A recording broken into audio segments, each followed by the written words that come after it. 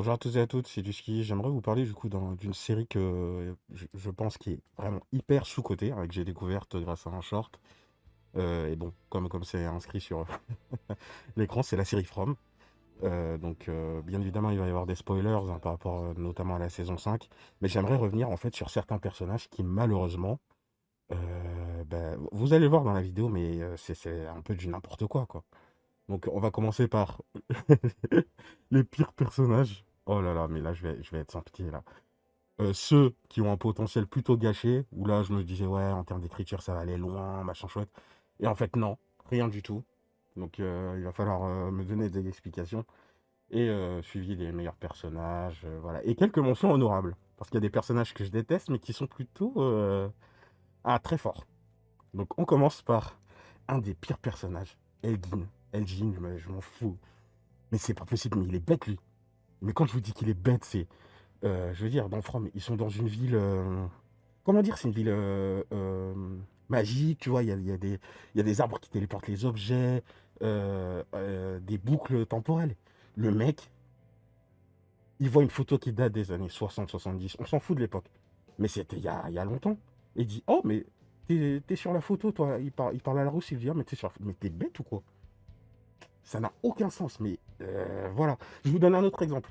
Il est dans cette ville bizarre, il entend des voix. Déjà, vous savez que là, il y a un truc qui va pas. Il entend des voix, et ces voix lui demandent de donner du sang à boire à une femme enceinte. Enceinte, hein. Non, c'est trop. Non, je peux pas. Mais lui, il m'a trop énervé. Donc, c'est un des pires persos, je pense, parce que je pensais qu'il allait faire des dingueries dans le car et tout. On voyait, il avait des visions. Je me suis dit, ouais, il va se passer des trucs. Il s'est rien passé du tout. J'avais limite pitié de lui quand Boyd l'a torturé. Mais heureusement que Sarah est venue et voilà, elle a remis les choses en place. Parce que là, c'était grave. Allez, personnage suivant, Ethan Matthews. Alors, ce personnage, dans la saison 1, je me disais, ah ouais, c'est lui, ça va être lui en fait la clé du récit. Il a un potentiel de fou, ça va être lui qui va entre guillemets avoir des dons spéciaux. En fait, non, il est bête. En fait, c'est simple. Dans la saison 2 ou 3, ils l'ont en quelque sorte infantilisé. Mais genre vraiment, c'était juste. J'en pouvais plus. Je me disais, mais il est bête ou quoi dans la saison 2 3. Il était génial dans la saison 1 pourtant. Mais dès qu'il a commencé à grandir un peu, il est devenu bête. Tu vois, il y a des monstres dehors. C'est la nuit. Il y a des animaux dehors. C'est pas grave, les animaux. Le mec, là, il ouvre la porte, je vois la vieille. J'ai dit, ah, non, toi aussi. Allez, c'est bon. Ça dégage. Victor. En fait, Victor, il a les clés, en fait, du récit, de la narration, parce qu'il a le plus d'expérience. Donc, le seul problème de Victor, en fait, c'est son manque de communication. Il communique pas assez. Et donc, en fait, les autres, ils se retrouvent un peu perdus. Et en fait, c'est simple, Victor. Ce qu'il fait, c'est, dès qu'il y a un élément important, il est en mode, ouais, oh non. Je vais vous donner un exemple. Il trouve le sac dedans de l'homme en jaune. Il sait que c'est l'homme en jaune. Mais il est là, il se tient la tête et tout. Il est en mode non, pas ça, ça va encore arriver. Mais dis-nous, nous on veut savoir qu'est-ce qui va arriver. Et en fait, non, il communique pas et ça casse tout en fait. C'est un peu dommage parce que là, on sent qu'ils étirent un peu le fil de la série, machin, chouette. Mais c'est un personnage pour moi qui a un potentiel plutôt gâché. Ou soit il aura un rôle important dans la saison 5. Saison 4 ou saison 6 ou 5, je m'en souviens plus. Bon, enfin bref, dans la dernière saison là qui va bientôt arriver. Donc, dommage, Victor, mais ressaisis-toi, arrête de te tenir la tête comme ça. Ah, j'en peux plus, non, j'en peux plus. Mais c'est marrant, mine de rien, je me tape des barres, mais. Allez, on passe au suivant. Eddie Stevens. Alors, lui, ce hippie ne sert strictement à rien. Il se complaît en fait dans. Ben, c'est où? C'est Colony Island ou Colony House, je sais pas. Il se complaît en fait dans son confort. Le mec, il est là. Ouais, papa, t'as Parkinson, laisse Kenny se faire tuer. Mais ça va pas la tête. Je veux dire. Donc lui, il m'énerve, mais ce hippie là, je peux plus le supporter. Égoïste. Ah là là, ça me saoule. Et bien évidemment, je dissocie les personnages des interprètes et du doublage, hein. Il faut pas se- Donc c'est vraiment le personnage de la série. Hein, j'ai rien contre l'acteur. L'acteur joue très bien. C'est d'ailleurs pour ça que j'ai cet avis-là. On passe au suivant. Fatima. Elle sert à rien, désolé. Elle est là, ouais, je vais faire un golem. Elle sert à rien. Le golem ne sert à rien. D'ailleurs, par contre, bon, j'ai précisé qu'il y avait des spoilers. Il va falloir m'expliquer pourquoi est-ce que c'est devenu une créature de la nuit. Parce qu'il nous explique que, ouais, il y a une espèce de pacte à faire, mais il n'y a pas eu de rituel. À part le sang qui a été bu, il n'y a pas eu de rituel. C'est très bizarre. Donc je comprends pas ce qui l'a poussé à, entre guillemets, se transformer en... Ouais, bon, enfin bref. Mais c'est un personnage un peu osef, quoi. Il y a... Bon, même si elle a été utile pour le dernier épisode, voilà, moyen. Et maintenant, meilleur personnage. Je pense qu'on est tous d'accord. Le GOAT, c'est Boyd.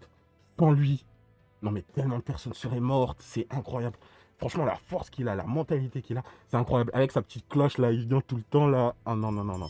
Boyd, c'est lui le boss. C'est le boss. Je veux rien entendre. Génial. Génial. Boyd, super bien écrit. Bon, il a quelques petites mimiques où quand il y a des tensions, il est là. Wow, wow, wow, wow, wow. Mais non, il est génial, il est génial. Donc Boyd, le meilleur personnage pour moi de la série From. On va passer à le personnage suivant, vous allez voir, qui est mon personnage préféré, Kenny. Alors Kenny, c'est le MVP. Franchement, grosse paire de couilles, désolé de le dire. Le courage qu'il a, la force, le mec, il dit, peu importe les difficultés, il avance, il avance, il avance. Et j'aime bien, tu vois, j'aime bien. Le mec, il a quand même perdu ses parents, il continue, il continue. J'espère qu'il va pouvoir pécho d'ailleurs la docteure là. Kenny, c'est ton tour là. T'as une fenêtre de tir. Par contre, je vous préviens, dans les séries, lorsque j'aime un personnage, la plupart du temps, ce personnage meurt.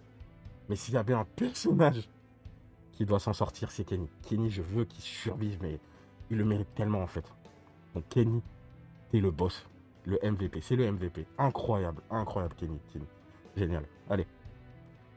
Les mentions honorables. Donc Jade, qui est un personnage que, pour être franc, la première fois que je l'ai vu, je le détestais. Je me disais, mais ce mec, il va mourir, je l'aime pas, là là et tout. Et en fait, il est super, super intelligent. Intelligent. Quand il a déchiffré la musique, là, j'étais. Mais même moi, je me suis dit, mais ce mec est trop intelligent. Bon, il prend beaucoup de risques, mais super intelligent. Donc Jade, bon personnage. Après, on verra comment ça se passe pour lui, hein, mais non, non, très très bien écrit, super personnage et un des personnages qui m'a surpris. Donc là, on va aborder le dernier personnage qui m'a vraiment, mais vraiment choqué et qui me choque à chaque fois. C'est simple, hein. Sophia.